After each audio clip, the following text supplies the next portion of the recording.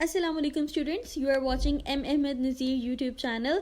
Biology FSc part 1 का syllabus हम लोगों ने स्टार्ट किया है और चैप्टर नंबर 1 पे हम हैं इंट्रोडक्शन। लेक्चर नंबर 5 है और टॉपिक है हमारा फाइलेक्टिक लीनेज।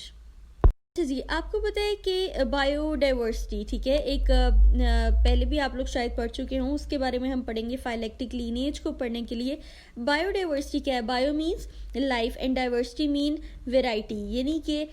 लाइफ किस वेराइटी में और किस नंबर में जो है इस अर्थ पे प्रेजेंट है उसको हम कहते हैं biodiversity. Total number and variety of species on earth, ठीक है। बहुत सिंपल सी डेफिनेशन है कि कितनी तरह की स्पीशीज, यानी कि क्या वेराइटी है, कितनी किस्म की, कितनी काइंड की स्पीशीज और वो किस नंबर में जो है वो इस अर्थ पे प्रेजेंट है, इसको हम कहते हैं बायोडाइवर्सिटी। वेरी सिंपल कंसेप्ट, इसके बारे में और इसकी डिटेल में हम आगे पढ़ेंगे। सबसे पहले मैं आपको यहाँ पे डेफिनेशन बताऊंगी और समझाऊंगी फाइलेक्टिक लीनिएज की। फाइलेक्टिक लीनिएज क्या है, ठीक है, यहाँ पे इसकी डेफिनेशन है जो आपकी बुक में गिवन है, उसको हम समझेंगे। An unbroken series of organisms arranged in ancestor to descendant sequence. ये एक अनब्रोकन सीरीज हम बनाते हैं, जैसे ये ऑर्गेनिज्म जो है इससे ये वाला इवॉल्व हुआ, इससे ये वाला इवॉल्व हुआ और इससे ये इवॉल्व हुआ, ठीक है। जब एंसेस्टर से डिसेंडेंट तक हम स्टडी करते हैं, ठीक है, एक अनब्रोकन सीरीज को ऑर्गेनिजम्स की, तो इसको हम कहते हैं फाइलेक्टिक लीनेज, ठीक है। अगर हम उसको बैक सीरीज में हम लोग उसको ड्रॉ करेंगे तो हम लोग एक इंसेस्टर तक पहुंच जाते हैं, उसके फोर फादर्स तक पहुंच जाते हैं कि ये इस ऑर्गेनिज्म से डेवलप हुआ, ठीक है, ये वाला इससे डेवलप हुआ, ये वाला इससे डेवलप हुआ और ये वाला इससे इवॉल्व हुआ, ठीक है। इवॉल्व होते जाते हैं ना, और इस तरह से डिफरेंट स्पीशीज़ और डिफरेंट काइंड के ऑर्गेनिजम्स बनते रहे। तो एंड पे क्या है, अगर हम उसको बैक ड्रॉ करें तो हमारे पास क्या आता है, उसका एंसेस्टर आता है। इस सीक्वेंस में जब हम इसको स्टडी करते हैं डिसेंडेंट से एंसेस्टर से डिसेंडेंट तक, तो ये सीक्वेंस जो क्या कहलाता है phyletic lineage, in which each later species evolve from one that immediately preceded, यानी कि इसमें जो ये वाला है वो किससे प्रिसीड किया है, वो इससे प्रिसीड किया, ठीक है, ये वाला इससे प्रिसीड किया, यानी कि इससे जो नेक्स्ट आने वाला है वो इससे इवॉल्व हुआ, ये वाला जो है वो इससे इवॉल्व हुआ और ये वाला जो है वो इससे इवॉल्व हुआ, ठीक है। बहुत सिंपल सी ये जो चेन, ये जो सीक्वेंस बनता है, ये एक लीनिएज कहलाता है, जिसको हम कहते हैं फाइलेक्टिक लीनिएज।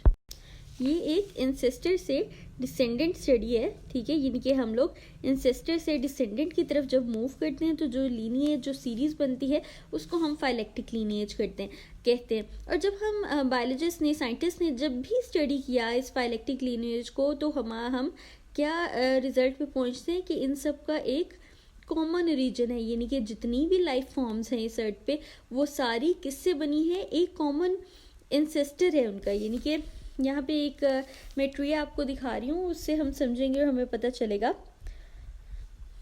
ये देखिए यहाँ पे कितनी तरह के जो है ऑर्गेनिजम्स जो हैं वो यहाँ पे लिखे हुए हैं, ठीक है। फिश है, लंग फिश है, सेलामेंडर है, फ्रॉग है, मैमल्स है, स्नेक है, लिजर्ड है, बर्ड है, क्रोकोडाइल है, टर्टल है। जब हम इनको बैक स्टडी करते हैं, ये सब इनकी फाइलेक्टिक लीनिएजेस हैं,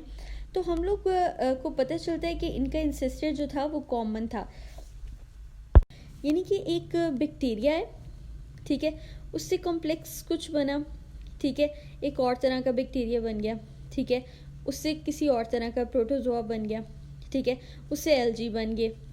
ठीक है, यहाँ पे गए, यहाँ पे प्लांट्स की फॉर्म बन गई, ठीक है, एल्गी बन गए, एल्गी से और प्लांट फॉर्म्स बन गई, ठीक है। यहाँ पे हम गए तो यहाँ पे ये वाले प्रोटोजोन से, ठीक है, जो एनिमल लाइक थे उनसे कॉम्प्लेक्स टाइप के स्मॉल ऑर्गेनिज्म बन गए, फिर उससे दूसरे एनिमल्स बन गए, रेप्टाइल्स बन गए, ठीक है, कुछ रेप्टाइल्स बन गए, उससे आगे जो है मैमल्स बन गए, बर्ड्स बन गए, ठीक है, फिशेस बन गई। तो इस तरह से ये चेन जो है बढ़ती गई, क्योंकि एक इस तरह से इवॉल्व होके इस तरह का डिफरेंट स्पीशीज़ बनाना शुरू हो गए, ये इस तरह की बनाना शुरू हो गए, इवॉल्व होते गई चीज़ें, ठीक है। इस तरह से जब ये चेन्स बनी है, अब फ़र्ज़ करें कि यहाँ पे हम लोग कहते हैं ये एक रेप्टाइल है, उसको बैक स्टडी करें, ठीक है, ये इससे इवॉल्व हुआ, इससे इवॉल्व हुआ, इससे हुआ, और बैक पे जाते जाएं तो हमारे पास वो ये वाला आ जाता है, ठीक है, ये ऑर्गेनिज्म आ जाता है। यहाँ से मैं इस वाले फ़र्ज़ करें ये प्लांट्स की लाइन है, ठीक है, लीनिएज है, इसको मैंने बैक स्टडी किया, ठीक है, तो भी ये वाला ही ऑर्गेनिज्म आया। यहाँ से मैंने किया एल्गी फंजाई की लाइन को, तो भी हमारे पास फाइलेक्टिक लीनिएज में यही आया। तो यानी कि सब का जो है एक ही कॉमन ओरिजिन है, यानी कि इन सब का फोर फादर्स, इनके हम लोग बैक पे स्टडी करें तो सब जो है एक ही ऑर्गेनिज्म से ओरिजिनेट किए हैं। इसलिए हम कहते हैं that all life form originates from common ancestor और दे हैव कॉमन ओरिजिन। ठीक है, यहाँ पे आप लोग फाइलेक्टिक लीनेज देखेंगे हम लोग, इसमें ये है एक फाइलोजेनेटिक ट्री। अब यहाँ पे देखें कि ये जो लाइन मैच कर रही है, दो बर्ड की ये लाइन आ रही है, क्रोकोडाइल की ये लाइन आ रही है, यहाँ पे जाके ये मैच कर रही है, ठीक है, एक पॉइंट पे, यानी कि इन दोनों का जो कॉमन एक ऑर्गेनिज्म था जो जिससे ये दोनों लाइंस जो हैं ओरिजिनेट की, यानी कि ये इनके फोर फादर्स हैं जो कि एक ही है, एक ही ऑर्गेनिज्म से ये दोनों जो है इवॉल्व हुए। फिर में हम बैक पे स्टडी करते गए तो हमें यहाँ पे एक और पॉइंट मिला जहाँ पे स्नेक और लिजर्ड जो थे उनका ओरिजिन हुआ यहाँ पे, और इसका ये वाला जो ऑर्गेनिज्म है जिसने आगे से इन दोनों को इवॉल्व किया वो खुद इसी ऑर्गेनिज्म से इवॉल्व हुआ है, ठीक है, जिससे बर्ड और क्रोकोडाइल हुए।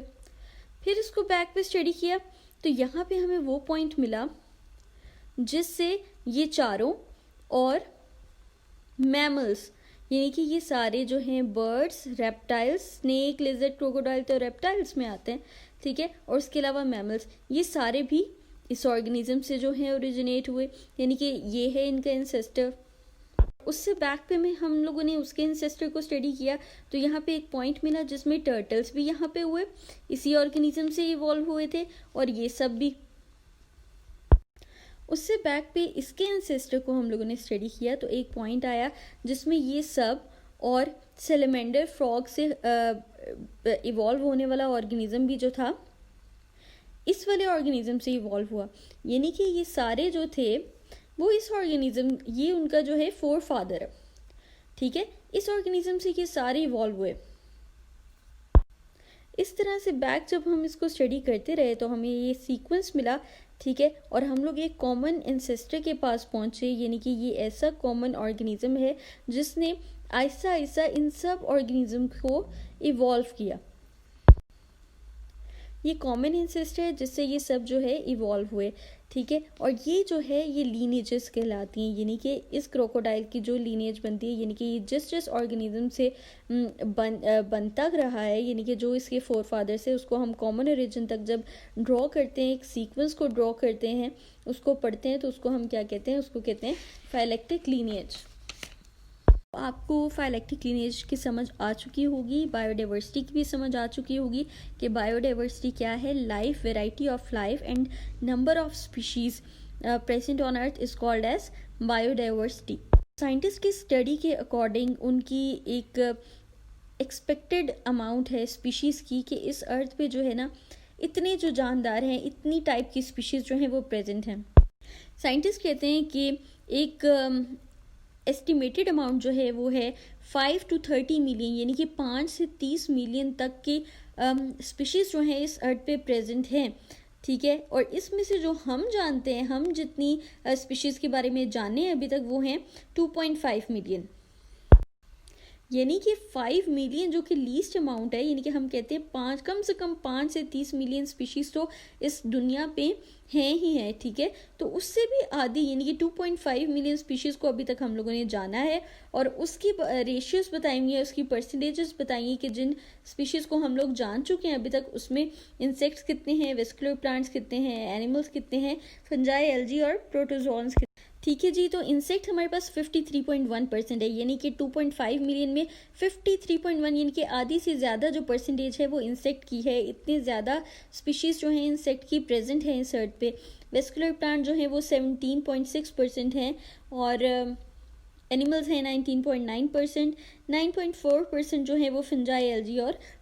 ओके स्टूडेंट्स, तो आई होप कि आप लोग को आज का लेक्चर जो है अच्छे से समझ आ चुका होगा। अगर कोई क्वेश्चन हो तो आप लोग कमेंट कर सकते हैं, और एमएम नज़ीर यूट्यूब चैनल को ज़रूर सब्सक्राइब करें। इसमें हम biology FSc part 1, part 2, 9th और 10th और बाकी भी और सब्जेक्ट के लेक्चर्स जो हैं वो अवेलेबल हैं। तो जो आपके फ्रेंड्स हैं या फैमिली में जो भी स्टूडेंट्स हैं, आप उनके साथ शेयर करें और अच्छे से तैयारी करें अपने एग्ज़ाम्स की। तब तक के लिए अल्लाह हाफिज़।